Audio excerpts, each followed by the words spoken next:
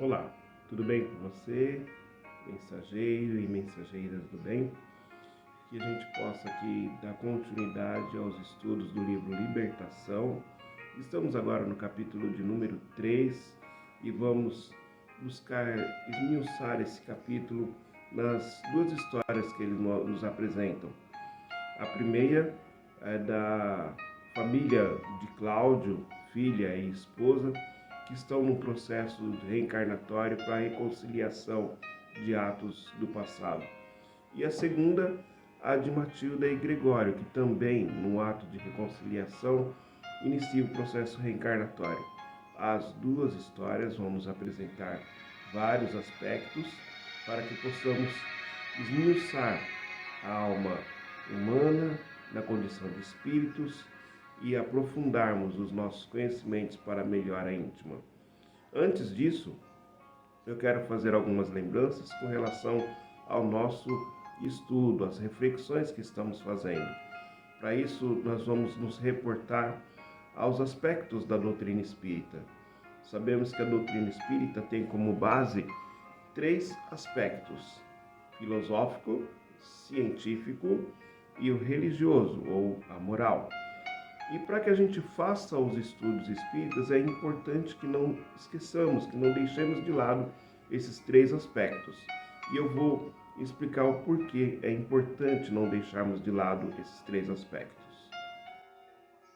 Então, para um bom estudo da doutrina espírita, é importante que nós tenhamos como base esse tríplice aspecto da doutrina, em que a filosofia que questiona, a ciência que investiga e comprova, e a moral, ou religião, como queiram, que educa, irá nos dar bases suficientes para o nosso crescimento espiritual. A filosofia que questiona, ou seja, cada vez que nós temos a oportunidade de ler um livro, de receber informações novas, é necessário que nós questionemos essas informações para tirar dela aquilo que nos é novo, tirarmos dúvidas, aprendermos coisas novas, né? Mas não basta que a gente questione, é importante que se faça uma investigação para comprovar a veracidade daquela informação. E junto disso, juntando esses 2 pontos, esses 2 aspectos, naturalmente nós iremos crescer moralmente se utilizarmos essas informações como forma de educação do nosso ser. Afinal de contas, o crescimento espiritual se dá justamente pelo momento em que passamos a educar as nossas ações.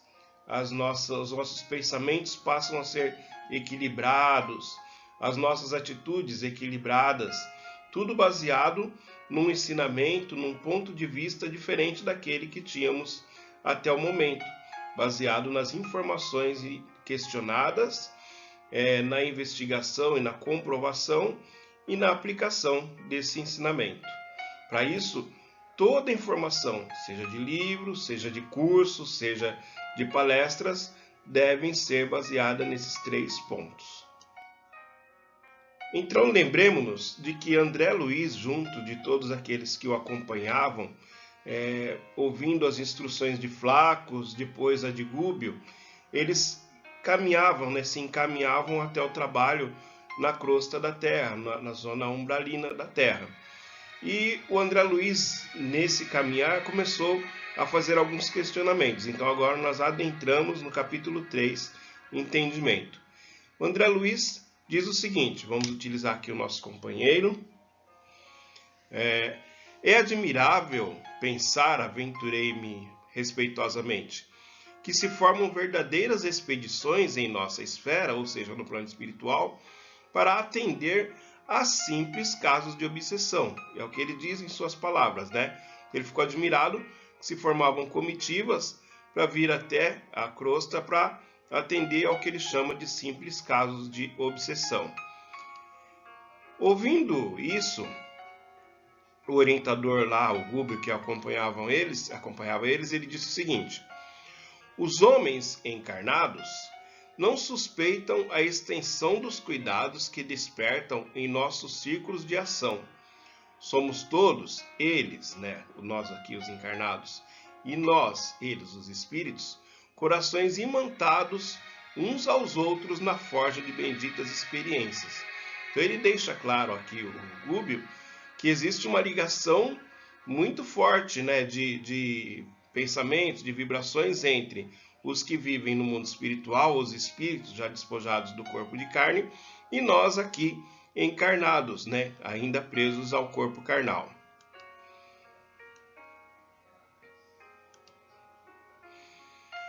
Os homens não se acham sozinhos na estreita senda de provas salutares a que se confinam.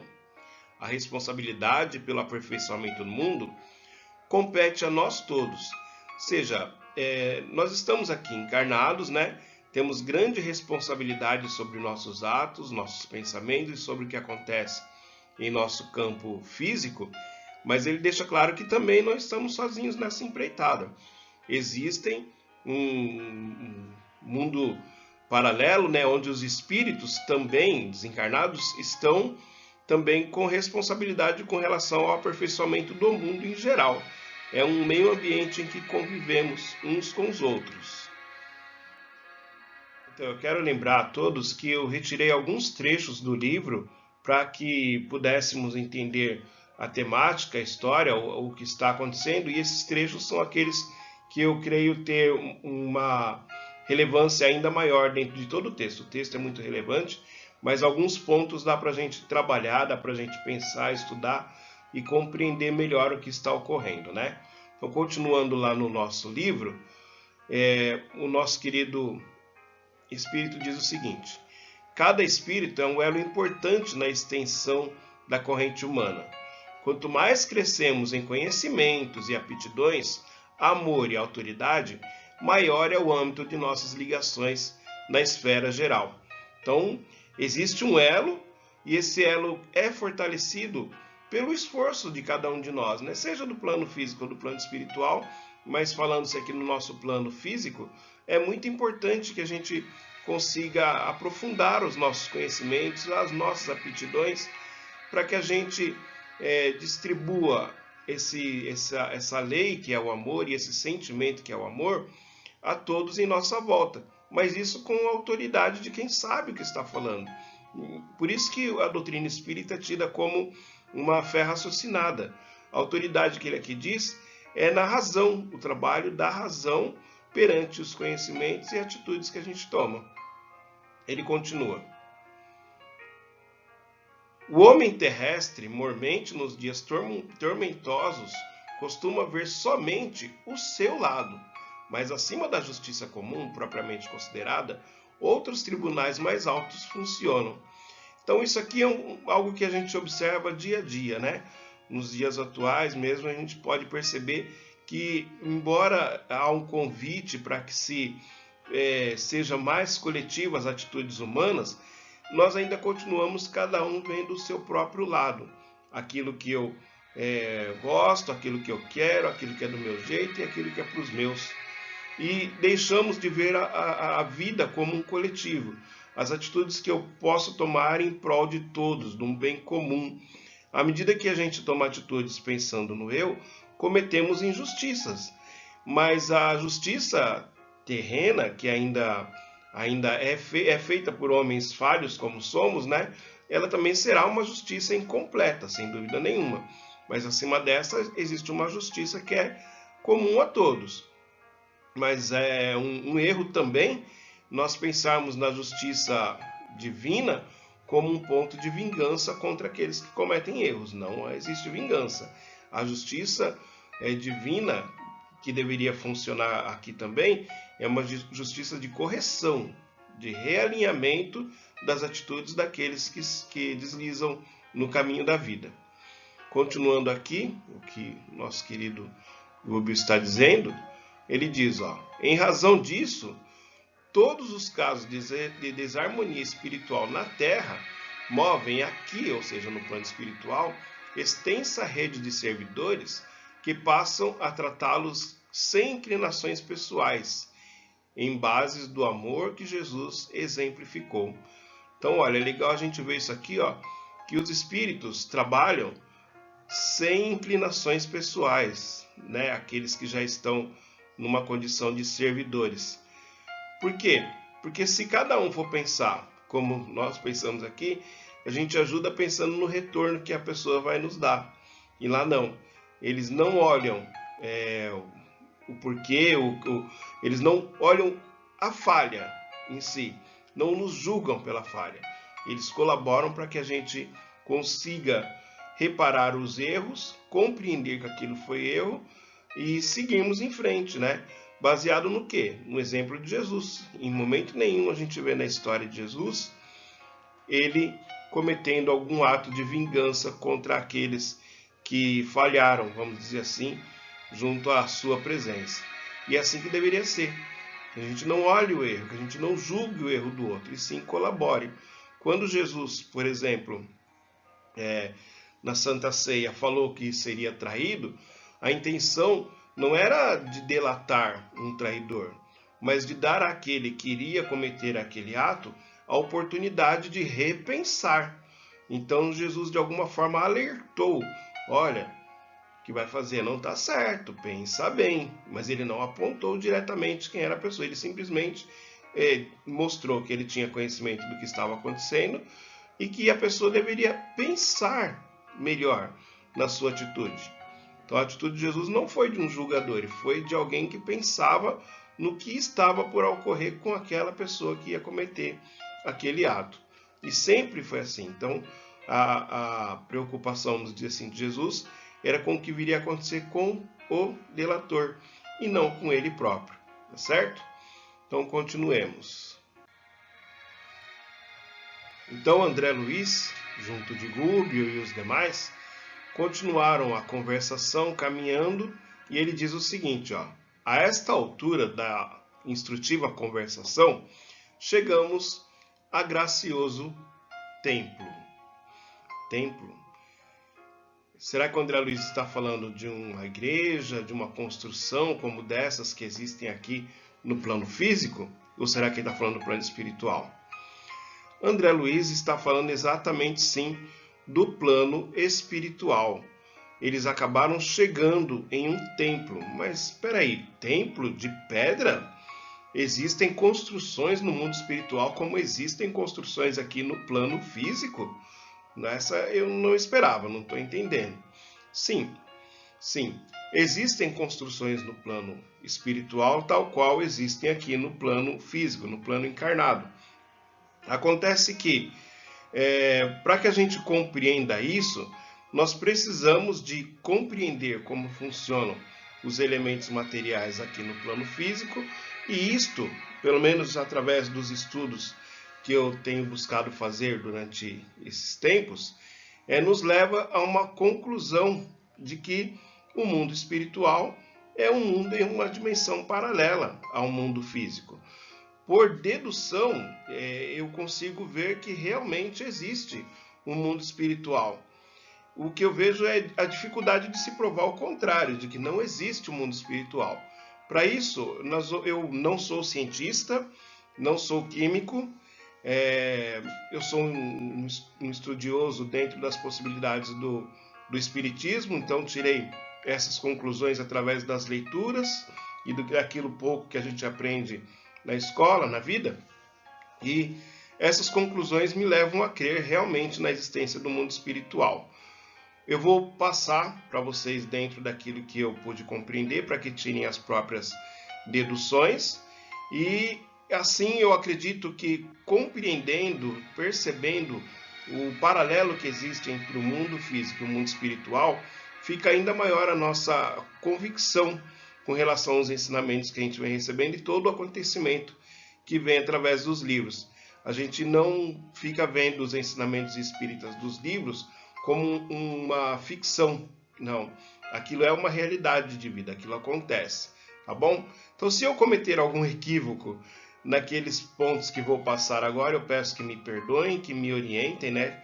Que se tiver algum erro aí com relação ao que eu esteja falando, mas e que se houver também dificuldade a gente possa estar discutindo com relação a esses pontos aí. Tudo bem? Então ele diz que chegamos a um gracioso templo. Então nós sabemos que o universo, em geral, é composto por 3 elementos básicos. Deus, né, causa primeira de todas as coisas e de tudo. Nós sabemos que Deus criou, né, vou pegar aqui uma canetinha. Não tem canetinha. Deus criou tudo e pela vontade Deus criou o princípio inteligente que dá origem aos espíritos. E Deus criou o fluido cósmico universal que dá origem à matéria. Correto? Isso aqui a gente sabe. Então, da vontade de Deus, temos o princípio inteligente que depois, pelo processo do progresso, tornarão-se espíritos, e o fluido cósmico universal, que é o elemento primeiro, primitivo, é a matéria elementar, é a matéria, como dizem os espíritos, quintessenciada, na sua maior pureza, ok? Aqui, matéria para nós é a condição em que nós estamos aqui observando, a materialidade, a ductibilidade, tudo que a gente consegue perceber, vamos dizer, num linguajar mais simples, a rigidez dos corpos. E aqui os espíritos são essas inteligências que somos, que são criativas, que conseguem perceber o meio ambiente e interagir com esse meio ambiente. Bom, este primeiro ponto a gente consegue compreender. Vamos lá para o segundo slide. Por volta da 5ª, 6ª série, né, do ginásio, né, que passamos, cada um de nós, a gente recebe informações sobre ciências. E dentro dessas informações sobre ciências, nós entramos em contato, acabamos conhecendo essa nossa querida tabela periódica. Então, muitos aqui devem estar se lembrando da tabela periódica, outros talvez não, mas essa tabela significa o seguinte: cada quadradinho desse aqui é um elemento. Que elemento? É um elemento que forma uma molécula, e essa molécula dá origem a tudo que nós conhecemos sobre matéria aqui no nosso plano físico. Então, seja os gases, os metais, plástico, todo tipo de material que existe, de elemento que existe no mundo físico, ele foi estudado, foi dividido e colocado nessa tabelinha para que se pudesse, conhecendo os elementos, trabalhar na sua formação, na formação daquilo que nós desejamos construir.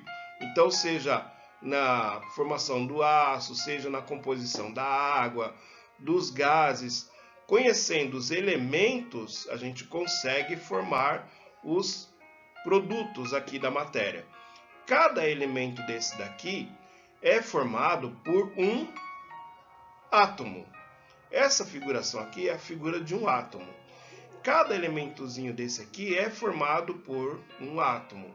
Só que o que diferencia um átomo do outro é a sua massa, vamos dizer. E a sua massa é formada pelo número de prótons e de nêutrons. Prótons, carga positiva, nêutrons, carga neutra e elétron, carga negativa. Esse número de massa aqui, à medida que a quantidade desses elétrons vão aumentando, nós vamos ter um número de massa, ou diminuindo, nós vamos ter um número de massa diferenciado aqui, ou seja, o átomo nessa situação aqui, ele vai se modificando e se transformando em outros elementos diferenciados. Até aqui tudo bem. Então todo átomo é formado por prótons, nêutrons, elétrons. Todo átomo modificado tem a sua massa modificada, que faz com que ele se transforme em um outro elemento. Agora é o seguinte, cada próton, vamos dizer assim, ó, esse vermelhinho como eles estão indicando, e cada nêutron desse aqui, e cada elétron desse, não surgiu do nada para formar um átomo. eles tiveram um início. Se nós pegarmos esses elementos aqui e formos buscar o elemento que formou, que fez nascer um elétron, que fez nascer um próton ou um nêutron, nós somos até a origem, nós vamos voltar lá no fluido cósmico universal. Significa dizer o seguinte, que o fluido cósmico universal, ele vai se transformando e dando forma a novos elementos. Ou seja, tudo que existe ligado à matéria vem do fluido cósmico universal. Aqui, nessa condição de átomo, a nossa ciência consegue trabalhar. Ela já trabalha em um estado diferenciado da matéria, sim. Física quântica estuda bem isso já. Então já se ultrapassou os limites do átomo. Já se conhece outros limites. Mas até onde a nossa ciência conhece é o que está no campo da materialidade, do mundo físico. Só que antes de chegar ao mundo físico, o fluido cósmico universal vem sofrendo transformações. E essas transformações dão a ele outra dimensão. Dimensão no sentido mesmo, vamos colocar para se entender, de tamanho. Porque quando a gente fala em outra dimensão, a gente fica imaginando algo vamos dizer, não científico, mas imaginário, né? Como se estivéssemos falando de alguma coisa de ficção científica. Não, estamos falando de dimensão mesmo, vamos dizer, para tamanho. A situação em que se encontra o elemento que forma a matéria antes de chegar às situações que nós compreendemos no campo físico é uma dimensão tão infinitesimal, lá, vamos dizer assim, tão pequena, que foge ao padrão da dimensão que nós temos aqui nesse momento físico. Falando de tamanho, é como se para o mundo físico a gente conseguisse ver a matéria num determinado tamanho, mas ela vai ficando tão sutil, tão elementar, tão pura, tão próximo da sua origem, vamos dizer, mais próximo da sua origem, que foge ao padrão de nossa compreensão através dos elementos materiais. Vamos dizer assim, os equipamentos que existem aqui no plano físico não captarão, não vão conseguir captar, porque está numa dimensão muito diferente. Essa dimensão está ligada à dimensão do mundo espiritual. Ora, se aqui no plano físico temos inteligências agindo, que vêm do princípio inteligente, são espíritos já em condição mais elevada, porque chegamos aqui à condição de espíritos, no mundo espiritual não é diferente. Existem espíritos e esses espíritos trabalham o elemento matéria que lá existe. Só que de forma diferente. Como aqui estamos no plano físico e temos que trabalhar a matéria com a matéria, ou seja, fazer um templo, a gente precisa de pedras, tijolos e o uso das mãos para a gente construir. No plano espiritual, essa matéria é tão sutil, ela é trabalhada de uma forma tão diferente que se faz esse trabalho através da mente. Você consegue plasmar e transformar a matéria através do uso da mente. Todo mundo que estuda para isso, que trabalha para isso. Então vamos dizer assim, todo mundo é pedreiro aqui no plano físico? Não, alguns são pedreiros, outros não. Alguns são engenheiros, outros não. Então à medida que eu vou aprendendo a lidar com a matéria, eu consigo construir uma casa. Consigo planejar como engenheiro e consigo construir como um pedreiro. No plano espiritual, a mesma coisa. À medida que há o estudo, o trabalho, a compreensão que o espírito consegue lidar com a matéria naquela condição, ele também vai transformando essa matéria. Só que sem o uso das mãos, com o uso da mente, do pensamento. Por quê? Porque o pensamento tem uma força equivalente ao plano em que se encontram os espíritos naquela dimensão. Então, como nós sabemos que o átomo existe e que ele teve uma origem, por mais que os nossos equipamentos não consigam medir essa origem, é fácil de se perceber que ela existe. Porque o átomo está aí, a matéria está aqui, veio de algum lugar, não veio do nada. Sabendo-se que isso aqui é o efeito, que existe uma causa, naturalmente já chega-se à conclusão que existe uma dimensão paralela à dimensão que nós estamos. Existe uma dimensão que ela não chega a ser física do ponto de vista que nós aqui temos de materialidade, de dureza, de flexibilidade, mas existe uma matéria que está, vamos dizer, mais próxima da sua condição inicial, da sua pureza. E ela, como existem inteligências aqui, existem inteligências em todo o universo, ela é trabalhada por essas inteligências. Então não tem como, eu acho difícil não acreditar na presença desses mundos paralelos, sem levar em conta de que nós somos uma réplica, vamos dizer, um derivado, posso assim dizer, daquilo que ocorreu no princípio da formação no mundo físico, tá certo? Então é isso. Compreendendo isso, sabemos que quando ele fala que chegou em um templo, ele chegou em um templo sim no mundo espiritual, e existem formações sim no mundo espiritual, existe materialidade no mundo espiritual, uma materialidade diferente da nossa, por conta das dimensões que a matéria tem naquele mundo, tá certo? Lá já não se trabalha com átomos como a gente trabalha com átomos aqui. Trabalha-se com átomos, vamos dizer, proporcionais à dimensão em que ele se encontra. Isso é um pouco mais difícil de entender, mas já temos a certeza de que para chegar no átomo aqui, nos elementos que nós conhecemos, teve que ter um princípio num elemento primitivo. Tudo bem? André Luiz continua a sua caminhada, na sua chegada do templo, e ele diz o seguinte, ó: as vibrações constantes das preces aí emitidas por vários séculos tinham criado em torno da edificação prodigioso clima de encantamento.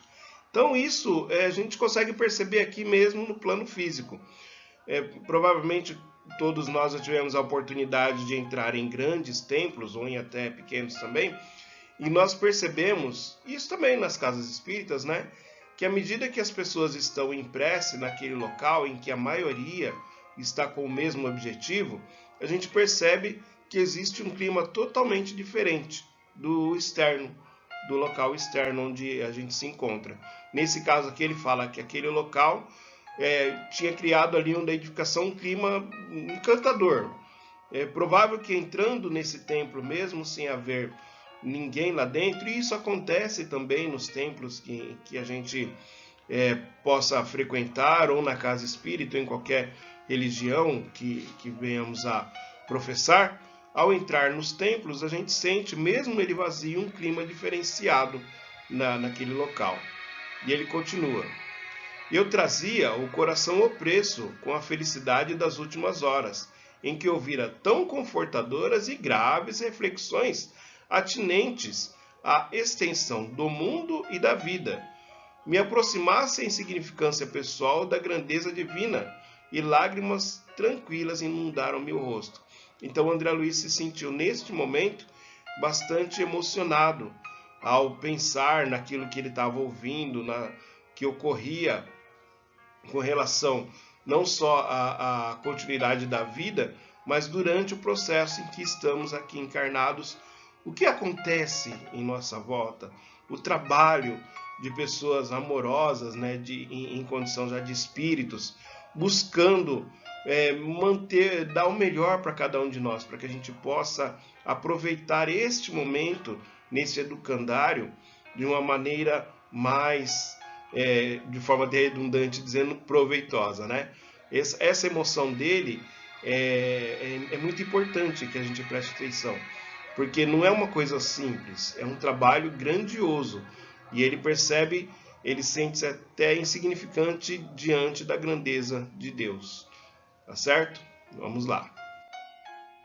Então ele continua assim, ó: cariciosa claridade azul brilhante banhava o largo recinto, adornado de flores níveas, semelhantes aos lírios que conhecemos na terra. Então, olha, tem flores no plano espiritual também. Ele fala ali que são flores semelhantes ao lírio, né? Mas flores muito belas.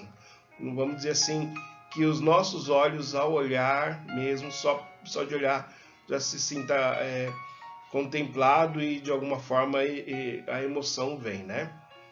Ele continua: os doadores de energia radiante médiuns de materialização em nosso plano se aliavam não longe em número de 20. Esse ponto aqui também é de extrema importância, que ele fala lá, ó, de médiuns de materialização.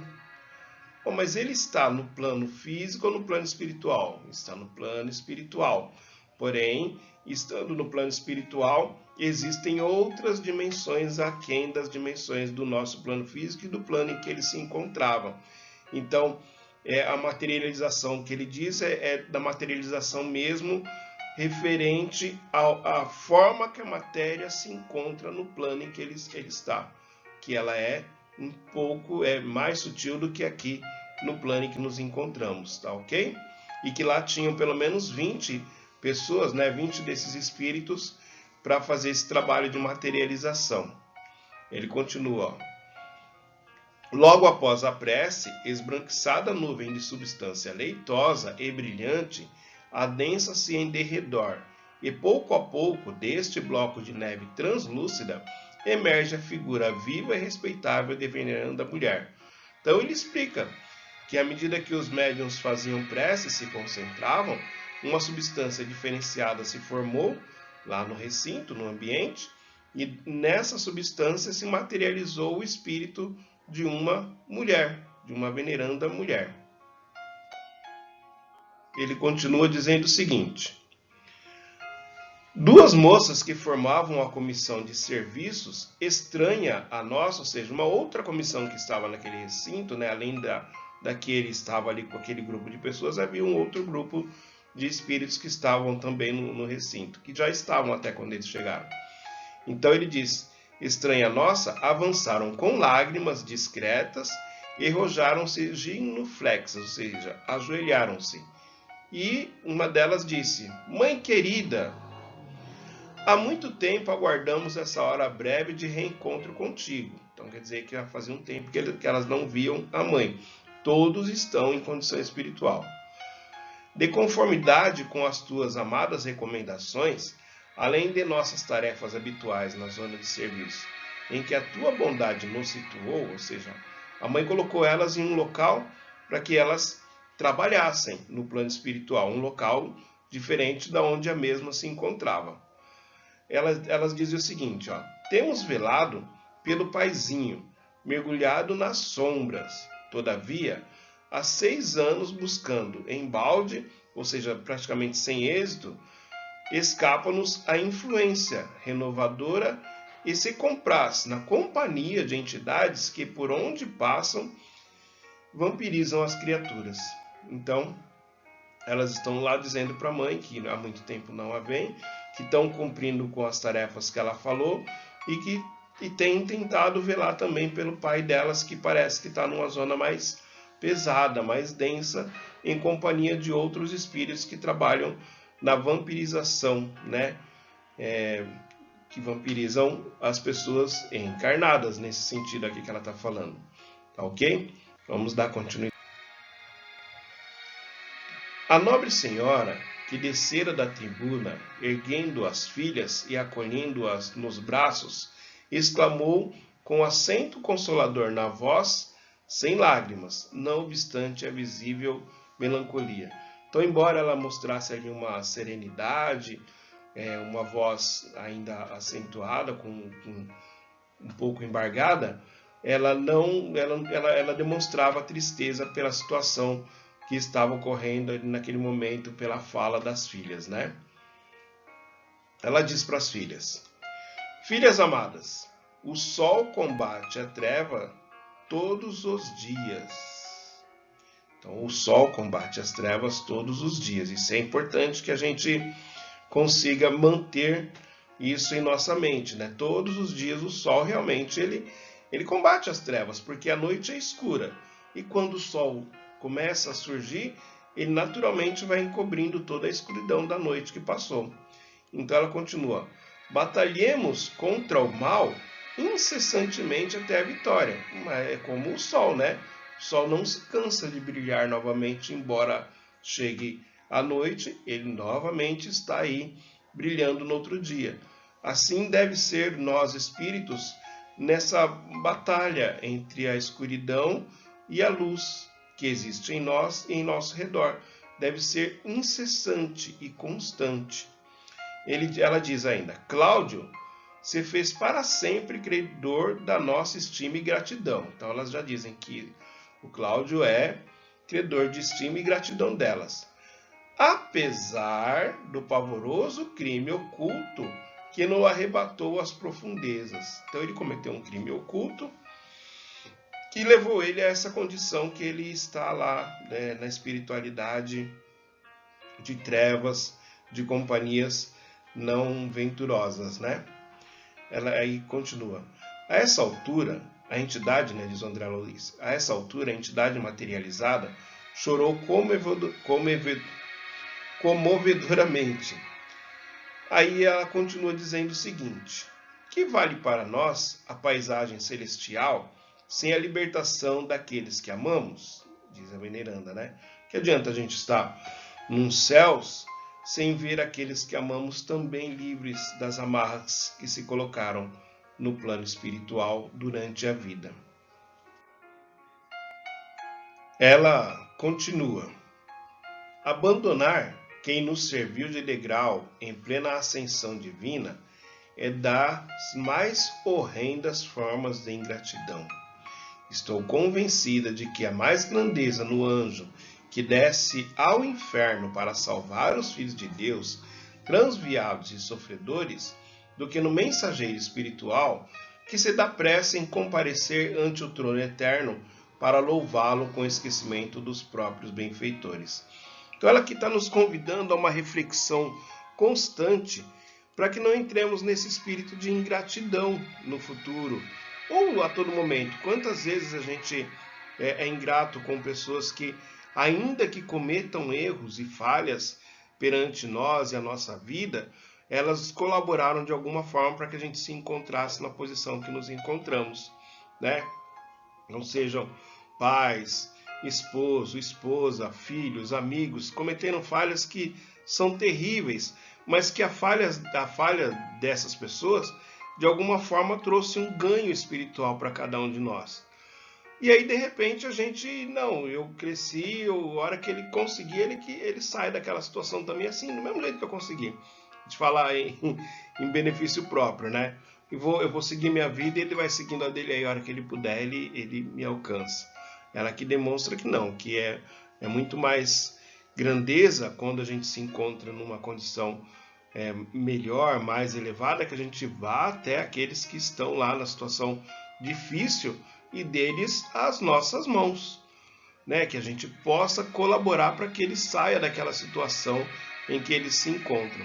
Provavelmente, né, ao ler o livro, cada um de nós deve ter percebido que o Cláudio cometeu um crime com relação a um dos familiares para ficar com os bens desse familiar, no caso é um sobrinho dele, para esses bens ele utilizou para manter a família. Foi um crime horrendo, né? Ele envenenou o sobrinho para ficar com a herança de alguma forma, com os bens, e isso depois trouxe todo esse tormento para ele, porque não há como a gente imaginar que todos os nossos crimes ficam ocultos, né? De forma alguma. Nós temos que voltar ainda ali naquela situação de erro e acertar contas com aquilo que a gente fez no passado ou no presente, né? Vamos ver aqui o que continua dizendo a nossa veneranda. A venerável matrona enxugou o pranto copioso e prosseguiu. Mais tarde, receberei Antônio, o sobrinho envenenado, em meus braços maternos, reaproximando-o de Cláudio pela cordialidade e pelo respeito vividos em comum. Então, ela já imagina que vai reaproximar os dois numa forma assim que eles vão para que eles consigam viver com cordialidade e com respeito na próxima oportunidade que terão no plano físico. E vejam só, ela continua dizendo assim, ó: comprometi-me a acolher também no tabernáculo materno, ou seja, em sua casa, as 6 criaturas desviadas do bem, às quais se apegou, desvairado nas regiões inferiores, em face da culpa de quem nos foi desvelado amigo. Muitas vezes lidarei com a discórdia e a tentação. Todavia, não podemos acreditar em felicidade de improviso. Então vejam que a nossa querida veneranda, embora é um espírito numa condição superior àqueles que estão lá naquele templo, ouvindo a sua fala em relação às filhas, com relação a todos, ela demonstra aqui, deixa bem claro que ela vai abrir as portas da casa dela para aqueles espíritos que não fazem parte do círculo familiar, mas que criaram um laço de afetividade, de amizade com Cláudia, ainda no mundo espiritual. Ela irá recebê-los para que também tenham a oportunidade desse crescimento espiritual. Então aí já vale uma reflexão para nós. Quantas vezes a gente abre a boca para falar com relação à quantidade de filhos ou de pessoas que vivem em determinada família, ou seja, porque agregam parentes, agregam filhos de outras pessoas, né, adotivos ou sobrinhos, e nós não podemos fazer julgamento de nada, da atitude das pessoas, ainda que demonstre ali toda uma situação muito precária, até mesmo na forma de lidar, de falar uns com os outros. Aquilo é um trabalho de melhoria. A gente não sabe a condição que se encontravam esses espíritos, essas pessoas no mundo espiritual. Aquilo que para nós parece até um desequilíbrio já é uma condição melhor muitas vezes do que eles se encontravam no plano espiritual. Então não nos cabe o julgamento, nem dos que assim fazem, né, de que agregam mais pessoas em sua família, e sim a nossa colaboração no que nos for possível. Ela deixa clara, olha, que apesar já da sua condição espiritual, ela vai lidar com discórdia e com tentação, né? Ou seja, ela vai passar também provas nesse meio. Não é por conta de ser um espírito já esclarecido que tudo será às mil maravilhas. Não, haverão situações difíceis, que para ela será um pouco menos difícil de lidar do que com aqueles que estão em condições inferiores que irão formar o lar com ela. Aí ela diz: conquistaremos em cooperação abençoada aquela paz que Cláudio sonhou para nós e que ele próprio não desfrutou. Não desanimem, o tempo é das mais preciosas dádivas do Senhor e o tempo nos auxiliará. Então, ao invés de olhar para o lado negativo do que ele fez, ela busca olhar que ele errou sim, cometeu um erro por ignorância, mas o erro dele era pensando na paz que ele queria para a família. Ele não entendia, como nós já entendemos hoje, acreditamos, que o ato dele era um ato enganoso, errado. Ele não entendia. É difícil muitas vezes para a gente ver isso, mas ele não entendia. Mas ele sonhava numa paz que hoje elas trabalham para que ele também conquiste, porque elas acabaram conquistando, né? Ela conquistou essa paz e as filhas estão em condições melhores do que o pai. Então, ele vai ter essa oportunidade de conhecer o ganho da paz de outra maneira. Mas a gente quer sempre tudo para ontem.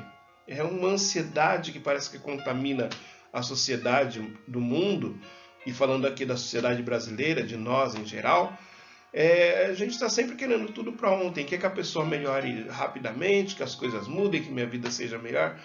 Ela deixa claro aqui, não desanime. O tempo é das mais preciosas dádivas do Senhor. O tempo nos auxiliará. Se fizermos a nossa parte, o tempo irá nos auxiliar e as coisas acontecerão no tempo certo. Não no tempo que nós queremos, mas no momento certo. Como a fruta doce que amadurece no tempo certo. Tá certo? E será mais prazeroso isso para cada um de nós. Vamos aproveitar o tempo e aprender com cada momento da nossa vida, com os familiares, com os vizinhos, com os companheiros de religião, com os companheiros de trabalho, utilizar tudo que está em nossa volta como um processo de aprendizado para o nosso crescimento espiritual, para que a gente reconquiste a paz que já existe em nós. Tá certo? Então o André Luiz, observando tudo que acontecia no ambiente, com aquelas entidades ali, conversando entre elas, ele parou e iniciou uma reflexão com relação ao que lá acontecia. Ele disse o seguinte: ponderando na incomensurável bondade do Pai, recordei os laços afetivos que me ligavam ao pretérito, ou seja, ao passado, e observei, mais uma vez, que todas as medidas do bem são planejadas e pacientemente executadas pelos que se angelizam nas virtudes do céu, lastimando intimamente as oportunidades perdidas noutro tempo, quando o verdadeiro entendimento da vida não me felicitava o espírito. Então André Luiz lembra de que pacientemente espíritos trabalham para que a gente acerte, para que a gente consiga fazer as coisas certas, que a gente aproveite a encarnação o melhor possível. Não vamos acertar 100%, mas é melhor que melhoremos as porcentagens ou as percentagens de acerto, porque isso será melhor para nós. Eles lastimam, né, as oportunidades perdidas, como André Luiz lastimou a oportunidade perdida na vida. Mas não podemos ficar chorando, parados no tempo, pelo que não fizemos de melhor na medida que tivemos a oportunidade com a reencarnação. Vamos levantar a cabeça, sacudir a poeira, dar a volta por cima. Teremos muitas e muitas mais oportunidades. O importante é que essa oportunidade que estamos tendo aqui, encarnados, imaginemos a quantidade de pessoas encarnadas no nosso planeta nesse momento, e isso que nós estamos recebendo do André Luiz de informações, como aquele nosso querido peixinho vermelho, voltando nele, são informações valiosas para que a gente não venha a sofrer as consequências daqueles outros peixes que acabaram secando no fundo do lago. A gente aproveite a oportunidade. Aqui nós temos 2 casos neste livro. Eu estou dividindo os 2 casos, né, para a gente falar em separado, que teve uma outra situação aqui que eu gostei de colocar para o nosso estudo. Então vamos aproveitar essa primeira parte, vamos refletir, vamos tirar conclusões, seja com relação às construções no mundo espiritual, seja com relação à atitude aqui da veneranda, tá ok? E logo em seguida, né, numa próxima oportunidade, vamos dar continuidade à parte 2 desse capítulo fantástico. Um forte abraço a todos e até lá!